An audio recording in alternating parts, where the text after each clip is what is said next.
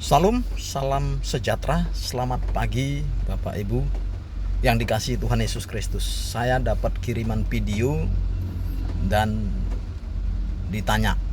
Video itu berkaitan dengan pembubaran orang-orang Kristen atau umat Tuhan beribadah dibubarkan oleh orang-orang yang tidak suka dengan umat Tuhan beribadah. Saya kasih pemahaman saja. Pertama, saya sebagai hamba Tuhan sangat-sangat bersyukur punya Tuhan yang begitu baik. Ada beberapa kali tempat kami juga ibadah di salah satu kabupaten di Aceh. Kami juga pernah mengalami hal yang seperti itu. Cuman waktu itu saya langsung berhadapan dengan mereka ini. Saya hanya tanya gini, Bapak Ibu benar-benar mau melarang kami beribadah kepada Tuhan kami, Tuhan Yesus Kristus? Mereka mengatakan iya. Dan ada seorang bapak yang berhadapan langsung, dia dengan keras menolak keras tentang ibadah itu. Ya sudah, tidak apa-apa. Tapi saya bilang, ibadah ini kami lakukan, ini perintahnya Tuhan Yesus, Tuhan saya. Jadi kalau bapak atau semua orang-orang berani melarang kami beribadah, padahal kami mau menyenangkan itu Tuhan, maka urusannya bapak dengan Tuhan. Kami nggak apa-apa nggak ibadah, mau ibadah pribadi masing-masing berdoa, tapi biarlah Bapak yang berurusan dengan Tuhan. Lalu kami bubar, anggota saya suruh bubar.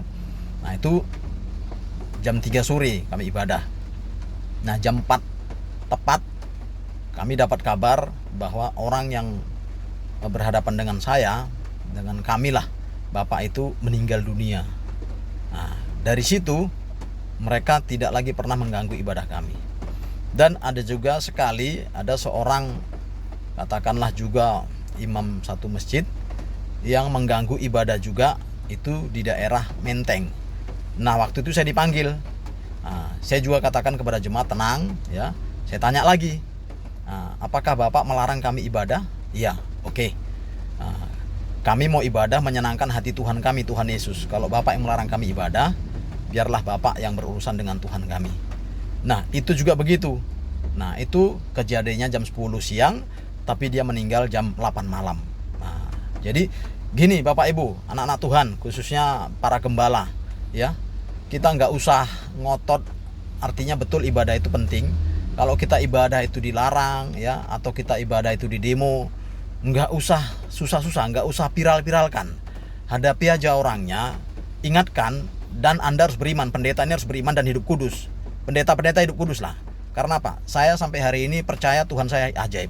Apa yang saya omongkan itu Tuhan kehendaki. Itu bukan doa. Saya nggak menginginkan orang lain mati, enggak. Tapi ketika saya sampaikan itu, saya katakan Anda berurusan dengan Tuhan, itu luar biasa. Saya nggak takut berurusan dengan siapapun, dengan polisi, tentara, dengan siapapun lah pokoknya. Kalau orang dia. Tapi kalau sudah berurusan dengan Tuhan, hati-hati.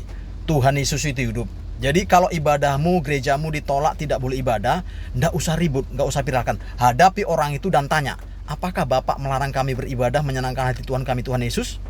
Kalau dia katakan iya, biarlah Bapak berurusan dengan Tuhan. Biar Tuhan yang urus. Setelah kejadian itu lihatlah, pasti ada hal yang luar biasa. Nggak usah ribut-ribut, nggak usah ribut-ribut. Kalaupun dilarang ibadah di situ, pergi pulang ke rumah masing-masing, ibadah dulu masing-masing. Ingat, dengan beriman, hati yang tulus, Tuhan itu nggak tidur, Tuhan itu hidup. Yakinlah, kalau itu Bapak Ibu lakukan, nggak usah viral-viral, hadapi saja dan tanyakan, apakah Anda melarang kami beribadah? Kami biar ibadah ini diperintahkan oleh Tuhan, menyenangkan hati Dia. Tapi kalau Bapak berani perintahkan kami nggak boleh menyenangkan hati Dia, biarlah Bapak berurusan dengan Tuhan. Biar Tuhan yang ngurus. Dan berapa kejadian itu membuat orang tidak lagi mau mengganggu ibadah kami sebagai orang Kristen. Terima kasih, salam damai, tetap semangat. Dengan panggilan Tuhan, setia sampai Tuhan panggil, maka kita ada di surganya yang kudus. Salam, salam penginjilan, Mamos, Tuhan memberkati.